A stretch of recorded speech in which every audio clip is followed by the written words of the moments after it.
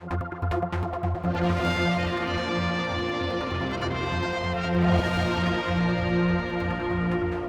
years ago, 1st of October 2019, Andrew Smith, we were here, well, in different circumstances. Your house is not far away from here. And, I mean, the site was just biblical with the amount of water that was being chucked down this river. All sorts of things were happening. And it was a fate as well that there was a hole in the wall where the digger had been in. We got those sort of shots as well. Yeah, they made access, obviously, to do the works, and the digger was in, and for whatever reason at that stage someone had left the digger in overnight, so that was also causing an obstruction to divert the water out through the wall, hole in the wall. Obviously people were equally along the glen as far as almost the other side of Victoria Terrace where we've been earlier today, were equally as devastated as we were.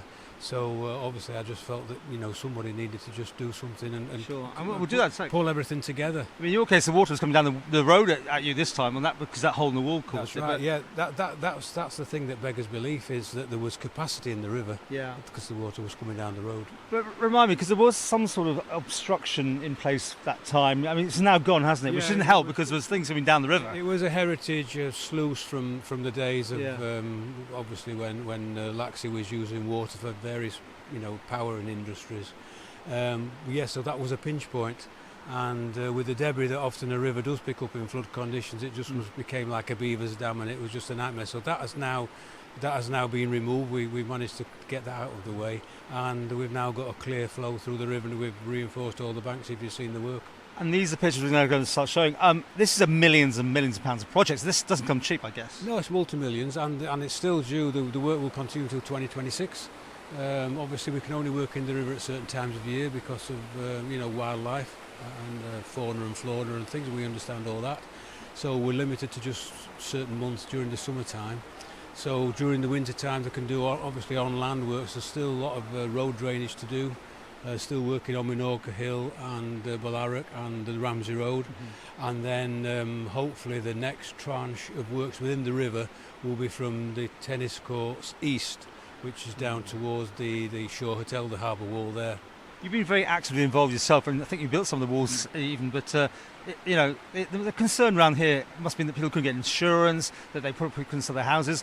This has probably changed that situation. Well, and I think the thing is that when you're affected yourself, then obviously you not only want to help yourself, but you want to help others that are in the same situation, and I'm happy to do that. And I think as a consequence of the work that you do, then you gain more experience and understanding about the situation, and that broadens your horizons, as it were. So yeah, I've had to do my own flood defences for my own property. I have assisted others with theirs. And then I've been literally on site as much as I could have been before I was elected in 2021. So I worked from 2019 in a personal capacity with all the flooding issues, in public meetings and garnering and gathering the residents' views and issues. And then since being elected, obviously, I've been instrumental in continuing to encourage the department to keep up its work with flood defences, etc., etc. Okay, let's not make it too much of a PR on you, mate. Yeah. There's a sluice issue, though. That's the commissioner's thing. We've got these pictures. Maybe not make much sense as we show it, but that's very important. You think that's going to be cleared, and that's a commissioner's thing. Yeah, the commissioners, but they are working. I work well with the commissioners, and they understand what needs to be undertaken. So yes, the last land slippage that we had there, which again was a drainage problem from the upper village, obviously took the sluice at the back out.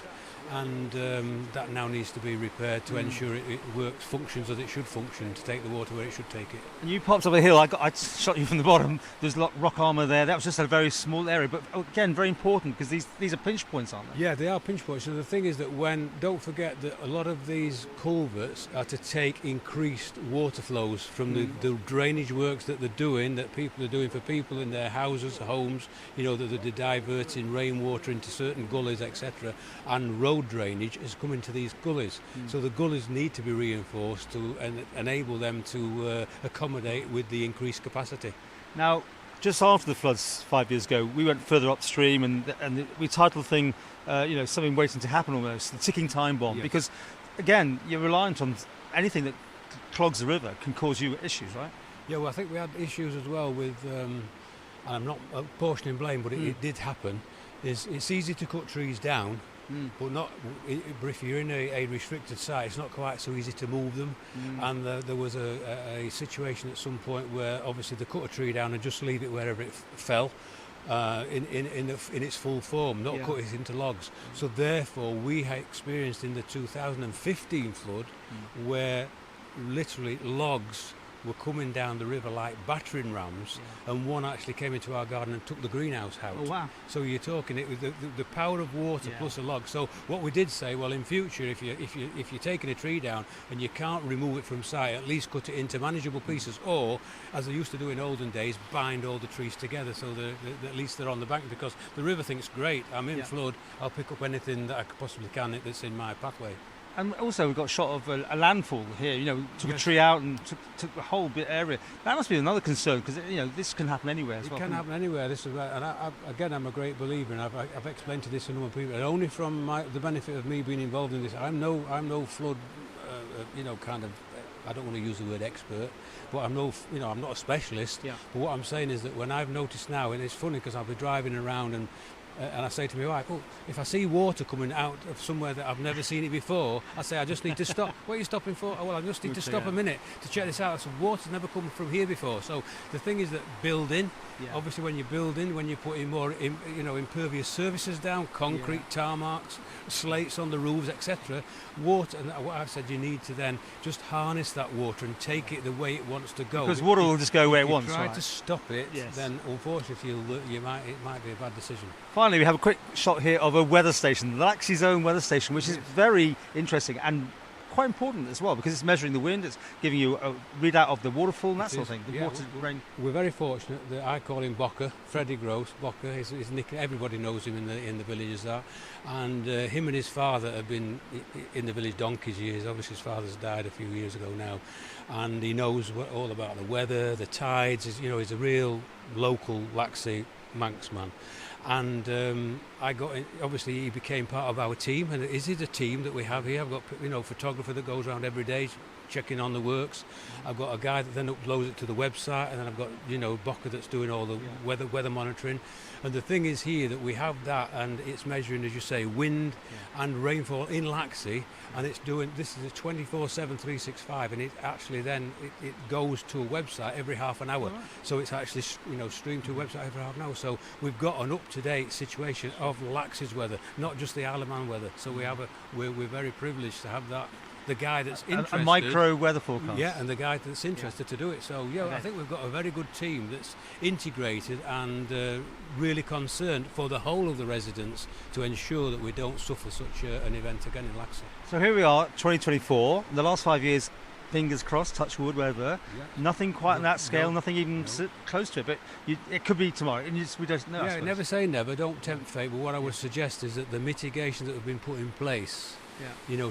To now allow the water to free flow straight out to sea, I think is as foolproof as we possibly can know. With having, again, they've got these 100-year flood plans, etc., etc. So all the people that have been involved in designing the flood defence, etc., I'm guessing that we must be on the right track. And I mean, you and everyone else around here, can you get insurance these days? I mean, was that a massive issue, or are you okay? Well, obviously it was an issue immediately after the event, and I think some people may still be facing that issue, although, as I've said recently in an interview, that now I would expect that those insurance companies that have been saying no in the past will at least now recognise that we've moved on 5 years. We've had other serious rainfall events in Laxey which have not come to anything, so the flood defences are holding, so there should be some comfort there. But what you have to recognise is that a lot of these insurance companies may, in fairness, if they're local, may already have a maximum, because obviously one insurance company can't take on the whole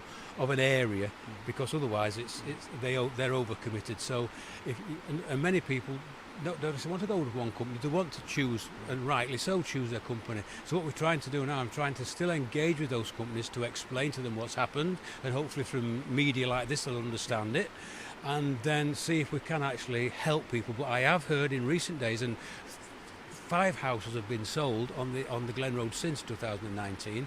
Now obviously you can't suddenly rush into that new person's kind of space and say, I'm Andrew Smith, and can you tell me how much you're paying for? They look at you and think, well, what do you? So you have to build up a trust and a rapport with those people. Well, now they are starting to feed back to me to say, yes, we are able to get insurance at an affordable, and price. Very, very quickly, how much more work and how much time? Because I know you can only work certain times a year. How many more years ahead are you got? At least, I think it's 2026. Right. So the next phase of works, once planning's all been approved and everything, as I said, is east from the tennis courts to the new bridge that was put in after the 2015 flood, when the double-decker bus went into the river, you may remember. So that work will be done. So then, hopefully, completed to a degree of satisfaction for everyone.